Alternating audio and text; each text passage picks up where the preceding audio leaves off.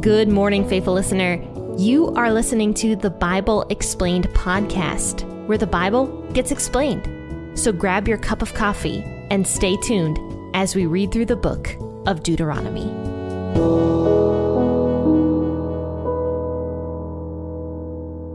Good morning, faithful listeners. I hope you had a fantastic weekend, a lovely Sunday, and that the weather was great for you. Our weather was really fantastic all of last week. It was so beautiful. It was 70 degrees pretty much the entire time with so much gorgeous sunlight. But this week it is apparently potentially supposed to snow again. I live in a very strange area where it's beautiful. It's beautiful where I live, but I live in a very strange area where spring doesn't really happen. It kind of happens. It's like a false spring. Spring doesn't actually happen. We kind of skip over spring, it feels like, and just sort of move directly into summer. And our summers here are insanely hot. It's very interesting. Okay, but let's go ahead and read Deuteronomy chapter 29, verses 1 through 18. Depending on what version you read out of, which I'll be reading out of the WEB, this might be kind of an awkward place to stop, because in certain versions, verse 18 and verse 19 are the same sentence, but I am going to stop on verse 18 because I do think it's one of the better places to stop in this particular chapter. So I'll be stopping there. But as always, make sure to grab the version of the Bible that you prefer to read out of. And don't forget, guys, if you would like to support P40 Ministries, which is the ministry that supports this podcast, and you would like to help the podcast to grow or to run, then consider grabbing yourself one of the Lion of Judah t-shirts or any of the other t-shirts in the t-shirt shop. I have all of that linked in the description of this podcast episode. You can also grab a bumper sticker pack, which, by the way, I'm doing a giveaway for those. So go over to Facebook and enter the giveaway. You'll be able to win a bumper sticker pack and a handwritten note from me. But all right, guys, let's go ahead and jump into scripture. Once again, this is Deuteronomy 29, 1 through 18. I'll be reading out of the WEB. These are the words of the covenant which Yahweh commanded Moses to make with the children of Israel in the land of Moab, in addition to the covenant which he made with them in Horeb. Moses called to all of Israel and said to them, "Your eyes have seen all that Yahweh did in the land of Egypt to Pharaoh, and to all of his servants, and to all his land. The great trials which your eyes saw, the signs and those great wonders. But Yahweh has not given you a heart to know, eyes to see, and ears to hear to this day. I have led you 40 years in the wilderness. Your clothes have not grown old on you, and your sandals have not grown old on your feet. You have not eaten bread, neither have you drunk wine or strong drink, that you may know that I am Yahweh your God. When you came to this place, Sihon the king of Heshbon and Og the king of Bashan came out against us to battle, and we struck them. We took their land and gave it for an inheritance to the Reubenites, and to the Gadites, and to the half-tribe of the Manassites. Therefore keep the words of this covenant and do them, that you may prosper in all that you do. All of you stand today in the presence of Yahweh your God, your heads, your tribes, your elders, your officers, and even all the men of Israel, your little ones, your wives, and the foreigners who are in the middle of your camps, from the one who cuts your wood to the one who draws your water, that you may enter into the covenant that Yahweh your God, and into his oath, which Yahweh your God makes with you today, that he may establish you today as his people, and that he may be your God, as he spoke to you and as he swore to your fathers, to Abraham, to Isaac, and to Jacob. Neither do I make this covenant and this oath with you only, but with those who stand here with us today before Yahweh our God, and also with those who are not here with us today. For you know how we lived in the land of Egypt, and how we came through the middle of the nations through which you passed. And you have seen their abominations, and their idols of wood, stone, silver, and gold, which were among them. Lest there should be among you man, woman, family, or tribe, whose heart turns away today from Yahweh our God, to go and serve the gods of those nations, lest there should be among you a root that produces bitter poison. This is the second covenant God is now making with his people. The first one was in Horeb, and we talked about that one a while back. And that one was with the first generation of Israelites.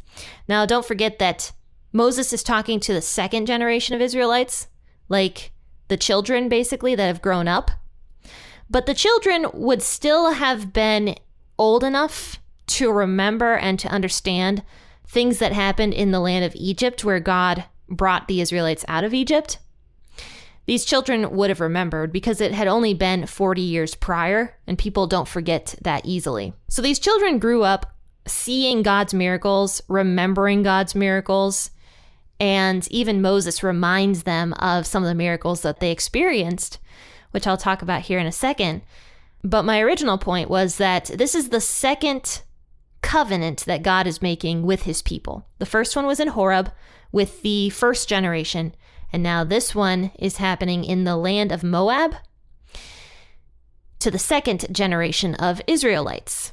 And this actually says, this is in addition to the covenant which he made with them in Horeb. So God really, really wants the Israelite people to be his, that he's willing to go to the length of making 2 covenant promises with them so that none of the Israelites will forget any of this.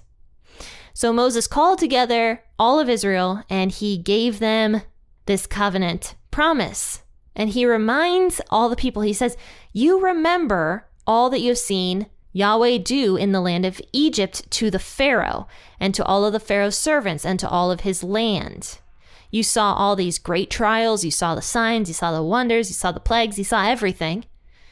But Yahweh has not given you a heart to know, eyes to see, ears to hear to this day. We just talked about this actually on Thursday. We discussed God hardening people's hearts, which is extremely interesting to me because this has come up 3 times now since Thursday. This is the 3rd time. And over the weekend, I read something super interesting, actually, in the book of Amos. And I don't often read the little prophets, but I happened to just flip open my Bible and I saw Amos. And I was like, all right, I'll read Amos. This is interesting. I've never really sat down and delved into the book of Amos before. And so Amos chapter 5 really stuck out to me because it was talking about how God is literally irritated with the Israelites, doing their feasts and their Sabbath day of rest. He's irritated with them. He's irritated with their hymns, everything, because they're so insincere. Now, of course, the book of Amos was written hundreds of years after the Israelites were in the wilderness. But here's what Amos chapter 5, verses 25 and 26 says, and I'm reading this out of the NLT version. And this is God speaking through Amos to the people. And here's what it says. Was it to me you were bringing sacrifices and offerings during the 40 years in the wilderness, Israel? No, you served your pagan gods, Succoth your king god, and Kawayan, your star god, the images you made for yourselves. So Israel worshipped other gods. We know that because they had actually worshipped the calf, the golden calf. And for a while there, they were worshiping some Moabite god. And obviously God was unhappy with that. But during the entire 40 years in the wilderness, Israel was not sacrificing anything to God. They were breaking the covenant basically while they were in the covenant, right in the middle of the covenant being made. When it should have been the freshest, Israel was still breaking it. They were worshiping these other gods. You served your pagan gods. So they weren't bringing any sacrifices and offerings to Yahweh during the 40 years in the wilderness, but they carried around their pagan gods, Succoth and Kawayan, the star god. Images you made for yourselves. So Israel was in deep denial of God, even in the 40 years in the wilderness. And even if the Israelites made these images after they were out of the 40 years in the wilderness, they still didn't sacrifice to God. They still didn't worship God in the wilderness. They didn't do anything to uphold their end of the bargain of the covenant while they were in the wilderness. They did nothing. So, yes, the Israelites had hard hearts towards God. Even the children had hard hearts towards God. They all did. They all had hard hearts. But yet God is so gracious and loving that he gives them a second covenant. We see here, going back to Deuteronomy 29, he gives them a second covenant, and he's still willing to make them his people, even though they're not upholding their end of the covenant promise with the sacrifices and everything like that. And so verse 4, but Yahweh has not given you a heart to know, eyes to see, and ears to hear to this day. That's what Moses says to the people. And we already discovered, if you haven't listened to Thursday's episode, I absolutely recommend going back and doing that because it's extremely linked and tied to today's episode. Why God hardens people's hearts. And is it the fault of the person or is it the fault of God? Like, does God just purposefully harden somebody's heart so that they can never get into heaven? And I talked about all that on Thursday. But regardless, the people already had hard hearts. Then in verse 5 of Deuteronomy 29, I have led you 40 years in the wilderness. Your clothes have not grown old on you, and your sandals have not grown old on your feet. In other words, the people had clothing this entire time. This was a miracle that isn't really discussed, but the people's clothes didn't grow old. And I don't know how they got new clothes as the children grew up, but maybe they just recycled clothing. Maybe the children as they grew up got their parents' old clothing and it was perfectly brand new practically. And the sandals also didn't grow old. I mean, they were walking around the wilderness for 40 years and their sandals didn't wear out. I wear my sneakers for a year and they're terrible after I'm done. My husband is even worse because he walks way more than I do for his job, and he has holes in the bottom of his soles after 6 months of use. The Israelites, though, walking around for 40 years, their sandals didn't grow old. Then in verse 6, you have not eaten bread, neither have you drunk wine nor strong drink, that you may know that I am Yahweh your God. So in other words, what God is saying there is that the people were sustained. They were sustained. They had everything they needed. They didn't eat bread, but they had manna. They didn't have alcoholic beverages, but they had water from the rock. They were sustained. Even though they didn't have the typical pleasures of life, I suppose, bread and wine, they still were sustained in the wilderness completely. God took care of every need that they had. So then it says, when you came to this place, Sihon the king of Heshbon and Og the king of Bashan came out against us to battle, and we struck them. That's another miracle. These two very powerful kings came out against Israel, and Israel won. Israel defeated them, and not only defeated them, but took much of that land and was able to give it to 2.5 tribes. They were able to give it to the Reubenites, the Gadites, and the half tribe of the Manassites. So Moses reminds the people of all of these different things that God did to uphold his side of the covenant, such as protecting Israel, providing for Israel with their food and beverages and clothing, and also freeing them from captivity. And so he reminds the Israelites, look what God did for you. So now you do your part. Uphold the words of this covenant and do them, that you may prosper in all that you do. That's all it takes. Do the covenant. Uphold your end of the bargain. Everybody, your little ones, your wives, your foreigners, your officers, the men of Israel, the tribes, the elders, everybody needs to uphold this covenant so that he may establish you today as his people, verse 13, and that he may be your God as he spoke to you and as he swore to your fathers, to Abraham, to Isaac, and to Jacob. I mean, God promised Abraham, Isaac, and Jacob that he would be the God of their children. That's a really beautiful promise. I mean, imagine God telling you that your children would be protected under him. That's a beautiful promise. And God was fulfilling all of that. He was keeping his end of the bargain, as he always does. And then verse 14, neither do I make this covenant and this oath with you only, but with those who stand here with us today before Yahweh our God, and also with those who are not here with us today. This means everybody. Because don't forget, verse 11 talks about the foreigners also who were there in the camp. God was establishing a covenant with them. So anybody who entered into this covenant promise with God was part of the children of God. They were going to be protected, just as God had promised to Abraham, to Isaac, and to Jacob. He would basically adopt anybody into his family that wanted to uphold this covenant. And it was for all the generations of Israel as well. Of course, up until the time where Jesus came and made a new covenant with everybody, which we're actually about to discuss in the book of John, coming up pretty soon here, the new covenant. But up until that time, this covenant promise was for anybody who wanted to enter into it and any Israelite that followed it. But then here in verse 16 through 18, to conclude, it says, "For you know how we lived in the land of Egypt, how we came through the middle of the nations through which we passed. We've seen their abominations and their idols of wood, stone, silver, and gold, which were among them." Then it says, "Lest there should be among you a man, woman, or family, or tribe, whose heart turns away today from Yahweh, our God, to serve the gods of those nations. Lest there be among you a root that produces bitter poison." And that's where I ended reading today. But one person that goes and follows these other gods that are just fake, that person is a root of bitter poison. I'm actually just beginning to sprout my little seeds.